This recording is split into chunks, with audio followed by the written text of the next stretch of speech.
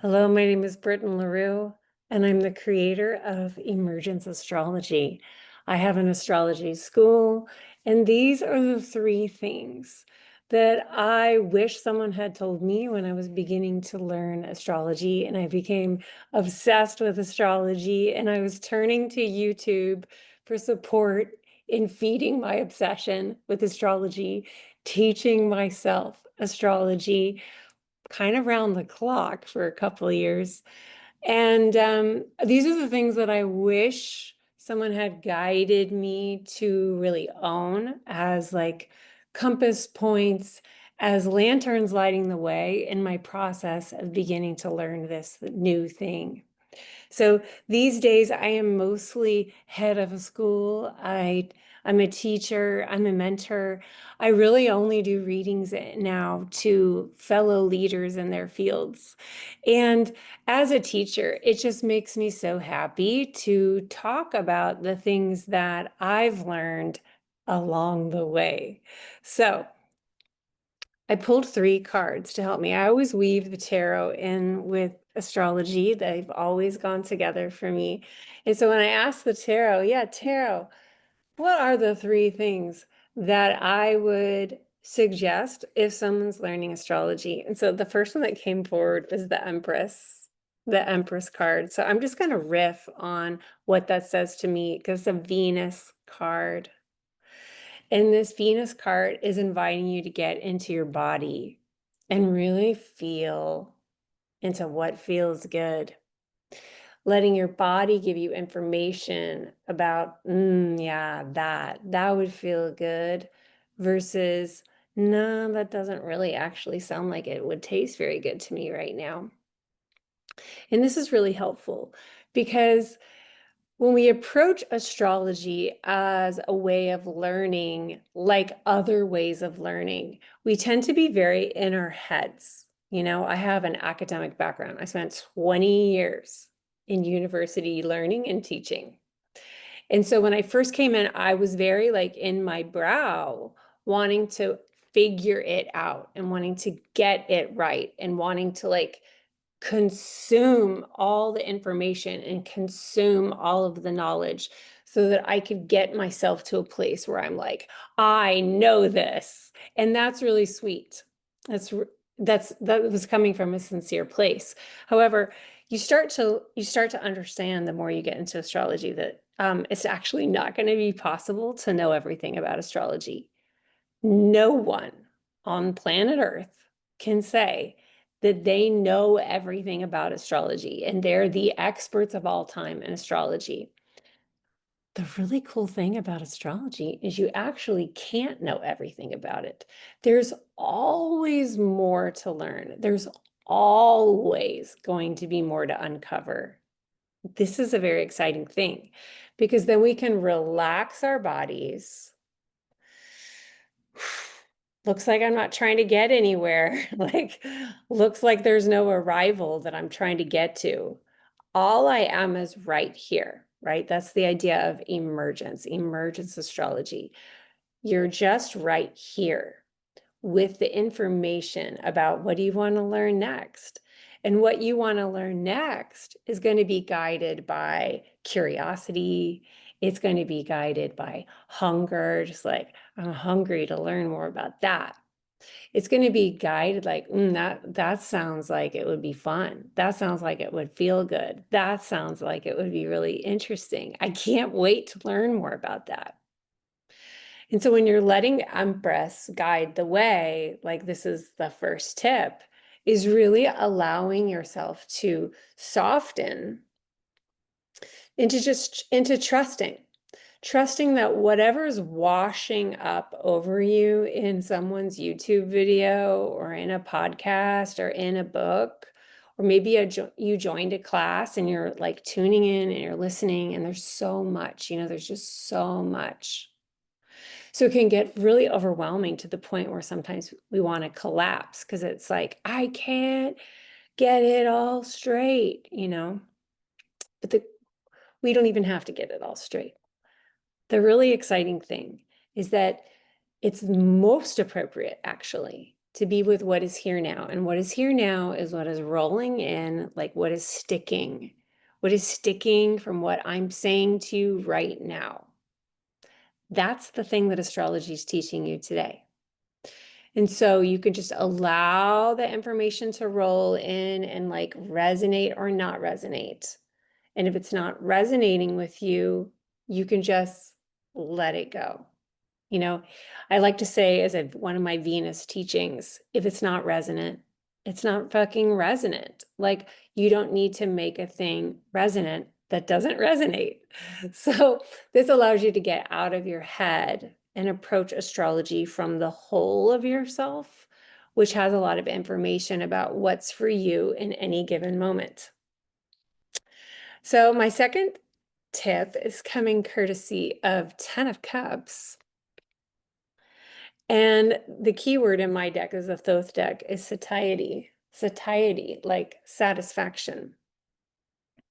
Okay, so a lot of times we will come to astrology because we're operating from a sense of like trying to understand ourselves, trying to understand our habits, trying to understand like why we get into the things that we get into. Why do I have these patterns? Why do I have this pain? What am I here for?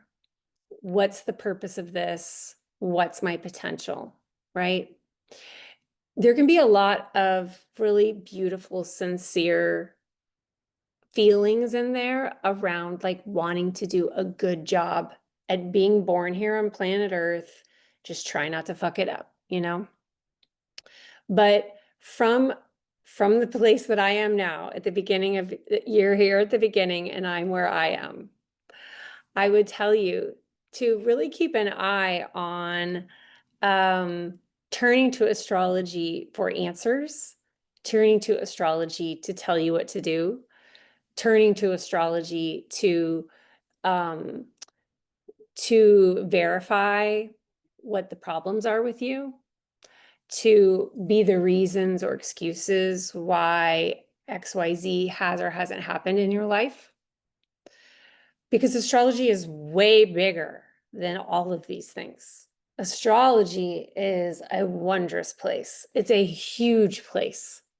And it's difficult to see that with the eyes that we currently have, which are attuned to looking for problems.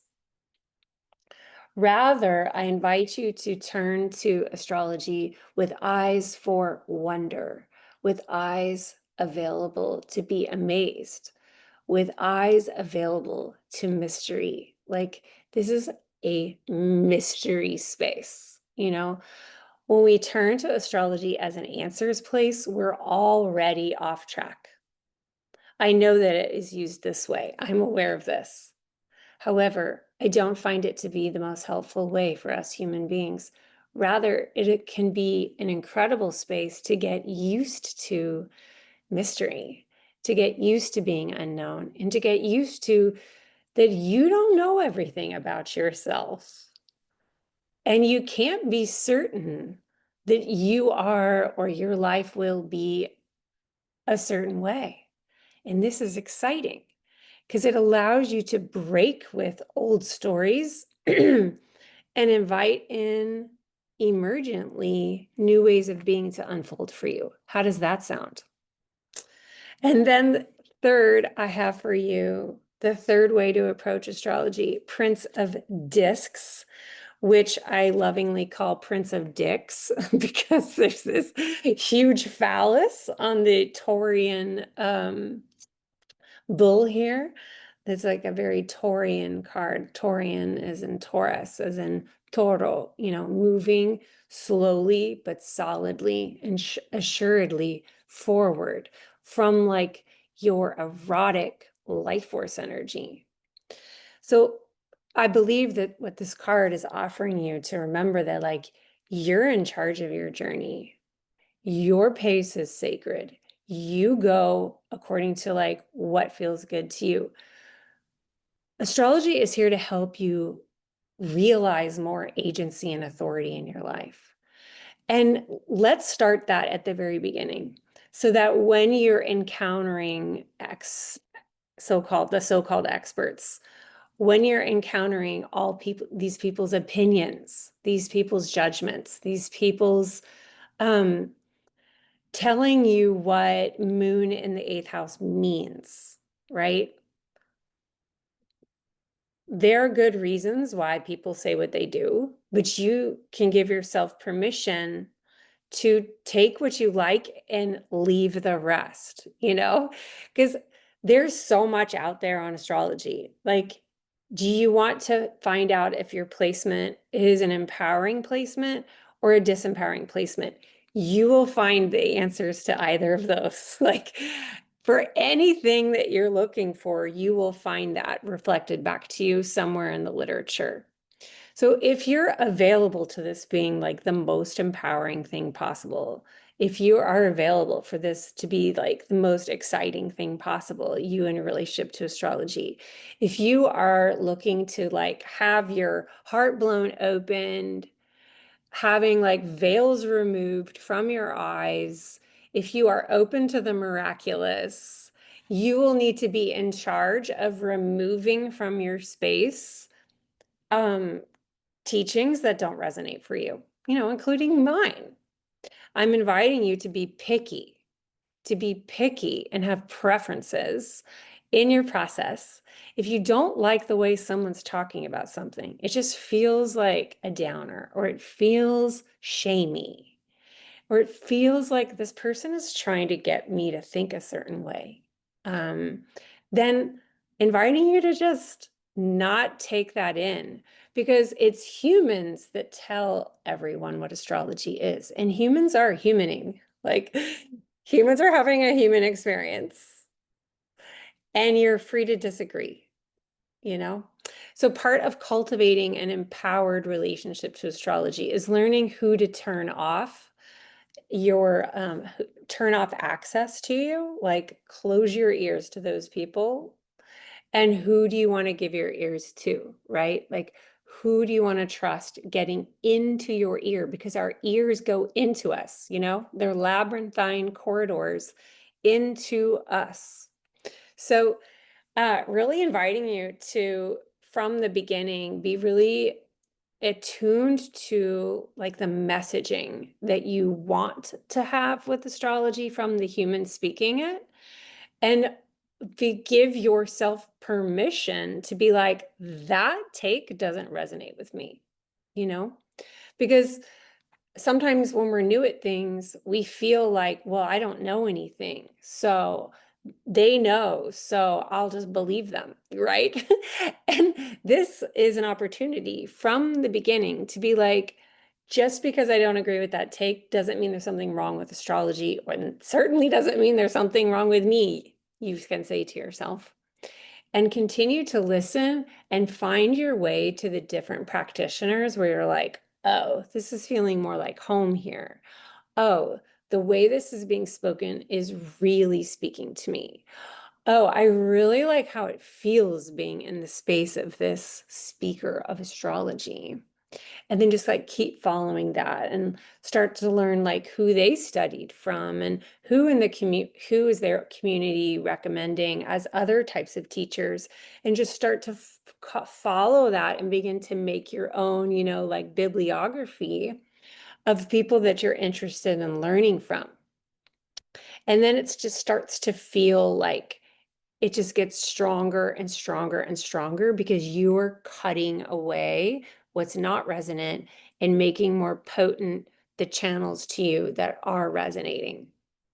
I hope that this helps. If you'd like to learn astrology with me, the best way to begin is through my book, Living Astrology. It's really beautiful. You can get it at bookstores anywhere.